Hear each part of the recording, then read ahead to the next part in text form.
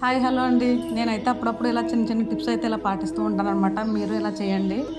Already తెలుసనైతే comment చేసేయండి. నేనైతే morning చేసిన కర్రీ బంగాళదుంప అయితే అలా ఉండిపోయిందండి. దానికోసం అనేసి నేను సాయంత్రం చపాతీ అయితే కర్రీ అయితే మొత్తం అయిపోతుందనేసి అనుకుని నేనైతే సాయంత్రం చపాతీ అయితే చేస్తాననమాట. అదే కర్రీ అలా ఉంచేసి రైస్ వండితే కనుక అసలు తీసుకోరనమాట. పిల్లలు తినరు, వాళ్ళ నాన్న అయితే అసలే తినరనమాట. ఒక్కొక్కసారి దాంట్లో చారు లేదంటే మజ్జిగ పులుసు అలాంటివి చేసినా కానీ తినేస్తూ ఉంటారు. నేను దానికి తగ్గట్టుగా ఏమైతే సేల్స్ అవుతుందో అలా పాడైపోకుండా అయితే చూస్తూ ఉంటాను. మీరు ఇలా చేస్తారా లేదా కామెంట్ చేయండి. అలాగే ఈ వీడియో నచ్చితే లైక్ చేయండి, అలాగే సబ్స్క్రైబ్ చేసి కామెంట్ చేయండి.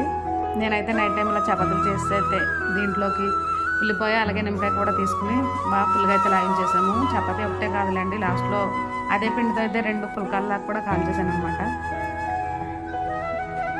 ఇలా ఈ కర్రీ అయితే నాకు ఇలా సేల్స్ అయిపోయింది.